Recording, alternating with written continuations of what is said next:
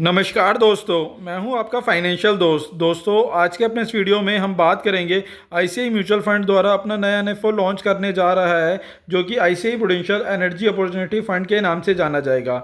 दोस्तों, हमारी कोशिश रहती है कि हम आपको सरल शब्दों में फ़ंड की पूरी जानकारी दे सकें। दोस्तों, वीडियो शुरू करने से पहले आपसे छोटी सी रिक्वेस्ट है कि अगर आपने हमारा चैनल अभी तक सब्सक्राइब नहीं किया है तो प्लीज़ इसे सब्सक्राइब करें। तो दोस्तों, आज का अपना वीडियो शुरू करते हैं। आईसीआई म्यूचुअल फंड द्वारा अपना नया एनएफओ लॉन्च करने जा रहा है, जो कि ICI prudential energy opportunity fund के नाम से जाना जाएगा। इस एनएफओ के अंदर आप 2 जुलाई 2024 से लेकर 16 जुलाई 2024 के बीच में निवेश कर सकते हैं। वहीं अगर आप इस बीच में निवेश नहीं भी कर पाते तो जब ये फंड दोबारा से रीओपन होगा तो भी आप इसके अंदर निवेश कर सकते हैं। वहीं इस फंड के अंदर बेसिकली आपका जो निवेश किया जाएगा वह एनर्जी से जुड़ी कंपनियों और इसी से जुड़े सेक्टर के अंदर आपका पैसा निवेश किया जाएगा। अब जानते हैं इसकी स्कीम डिटेल के बारे में। एनर्जी हमारी मूलभूत सुविधाओं में से एक बहुत ही ज़रूरी हिस्सा बन चुका है। जहां पहले केवल रोटी कपड़ा मकान ही हमारी मूलभूत सुविधाओं में आता था, वहीं आज एनर्जी भी एक बहुत बड़े सेगमेंट के रूप में उभरा है, जिसकी हमारे हर किसी के व्यक्ति के जीवन में इसकी बहुत ज़्यादा ज़रूरत है। जहां आप देख सकते हैं कि दिन ब दिन जैसे जैसे हमारा लाइफस्टाइल चेंज हो रहा है, उस हिसाब से एनर्जी की डिमांड भी दिन ब दिन बढ़ती जा रही है। चाहे आज हमारे घर के इलेक्ट्रॉनिक आइटम की बात करें या हमारे व्हीकल की बात करें, धीरे धीरे सभी एनर्जी से ही चलने के लिए इसके ऊपर शिफ्ट होते जा रहे हैं। इसका आप छोटा सा एग्जांपल देख सकते हैं। अगर आज आप देखेंगे तो इंडिया के अंदर बहुत ही तेज़ी से गर्मी बढ़ रही है, और जहां पहले लोगों को काम कूलर के थ्रू ही चल जाता था, आज की डेट में ज़्यादा से ज़्यादा लोग एसी की डिमांड करते हैं। एसी की डिमांड के कारण एनर्जी के अंदर भी वृद्धि हुई है और लोगों ज़्यादा से ज़्यादा एनर्जी कंज्यूम कर रहे हैं। आपका कोई भी इंस्ट्रूमेंट हो आज बिना एनर्जी के बिल्कुल यूज़लेस है, आप उसका उपयोग नहीं कर सकते अगर आपके पास एनर्जी नहीं है। तो फ्यूचर में भी एनर्जी के अंदर डिमांड बढ़ने की ही बहुत बड़े आसार हैं और इस सेक्टर के अंदर ग्रोथ की भी बहुत बड़ी संभावना है। साथ ही साथ इस सेक्टर को गवर्नमेंट भी बूस्ट दे रही है और एनर्जी के सेगमेंट में अलग अलग न्यू इनोवेशन किए जा रहे हैं, जिससे हम ग्रीन एनर्जी की तरफ भी शिफ्ट हो सके। इस फंड के अंदर बेसिकली आपका जो निवेश किया जाएगा वह एनर्जी और एनर्जी से जुड़े सेक्टर के अंदर ही आपका निवेश किया जाएगा। वहीं निवेश की बात करें तो उसके अंदर जो ट्रेडिशनल एनर्जी कंपनियां हैं उनके अंदर भी आपका निवेश किया जाएगा और ग्रीन एनर्जी से रिलेटेड कंपनियों में किया जाएगा।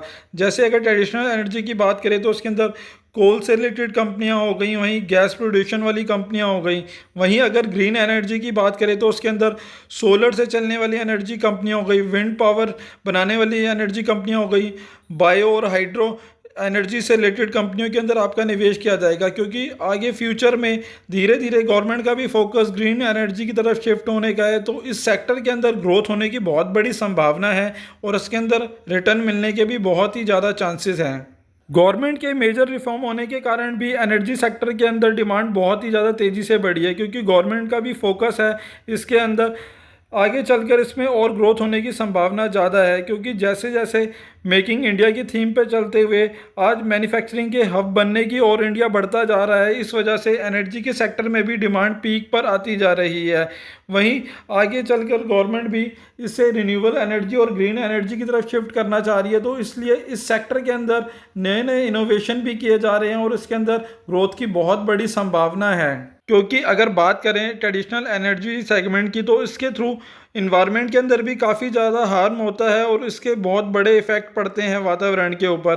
तो इस वजह से गवर्नमेंट का फोकस है कि 2070 तक वह टोटली ग्रीन एनर्जी की तरफ शिफ्ट हो जाए। इसके अंदर वह उनका ज़्यादा फोकस जो रहने वाला है वो अपनी पॉलिसियाँ भी इसी के अकॉर्डिंग बना रहे हैं। इनका मेजरली फोकस रिन्यूएबल एनर्जी के ऊपर है और जितने आज की डेट में हमारे व्हीकल चल रहे हैं उन्हें भी ज़्यादा से ज़्यादा इलेक्ट्रिक पर शिफ्ट करने की रिक्वायरमेंट है और वह करने के लिए इस पर तत्पर भी हैं। वहीं इसके अंदर ग्रीन हाइड्रोजन और बायोफ्यूल और कार्बन एविएशन से रिलेटेड अदर प्रोडक्ट के ऊपर भी गवर्नमेंट का फोकस रहने वाला है और नए नए इनोवेशन कर कर एनर्जी से जुड़े अलग अलग नए सेगमेंट की तरफ उनका फोकस रहने वाला है।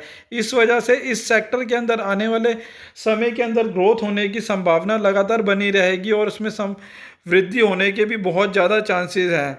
वहीं अगर हम बात करें कि फ्यूचर में जो हमारा फ्यूचर रहने वाला है वह टोटली ग्रीन एनर्जी के ऊपर ही डिपेंड रहने वाला है, क्योंकि अगर हम वातावरण के साथ ज़्यादा खेलेंगे तो वह भी हमारे साथ उसी हिसाब से खेलेगा, यानी जितना हम एनवायरनमेंट को हार्म करेंगे उतना ही वो हमें भी हार्म करेगा। इस वजह से आज की डेट में ना केवल इंडिया, वर्ल्ड वाइड भी लोग ग्रीन एनर्जी की तरफ ही शिफ्ट हो रहे हैं ताकि हमारा एनवायरनमेंट कम गर्म हो सके। क्योंकि आप भी देख रहे हैं आने वाले सालों में और पिछले सालों में की तुलना में हर साल गर्मी लगातार बढ़ती जा रही है। इसका मेजर कारण यही है कि एनवायरनमेंट गर्म होता जा रहा है और हमें अपने इस एनवायरनमेंट को बचाने के लिए कुछ ना कुछ स्टेप तो लेना ही पड़ेगा। वहीं बात करें स्कीम डिटेल के बारे में तो यह fund ICI prudential energy opportunity fund के नाम से जाना जाएगा और इस फंड के अंदर आप रेगुलर और डायरेक्ट दोनों ही ऑप्शन के थ्रू इन्वेस्टमेंट कर सकते हैं।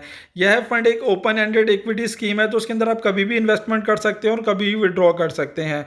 बात करें इन्वेस्टमेंट की तो उसके अंदर मिनिमम इन्वेस्टमेंट आप 5,000 रुपये से कर सकते हैं। वहीं इस फंड के अंदर अगर एग्जिट लोड की बात करें तो यदि आप अपने पैसे को 3 महीने से पहले विड्रॉ करते हैं तो इसके ऊपर आपको 1% का एग्जिट लोड लगेगा और 3 महीने के बाद विड्रॉ करेंगे तो उस पर किसी प्रकार का कोई एग्जिट लोड नहीं है। वहीं बात करें इसके बेंचमार्क की तो उसका benchmark Nifty energy total return index का रहने वाला है। वहीं इसके अंदर आप एसआईपी, एसडब्ल्यूपी और एसटीपी तीनों ही ऑप्शन अवेलेबल हैं, किसी भी थ्रू आप इसके अंदर इन्वेस्टमेंट और विड्रॉ कर सकते हैं। वहीं बात करें इसके फंड मैनेजर की तो उसके fund manager mister Shankar Narayan और नित्य मिश्रा जी रहने वाले हैं।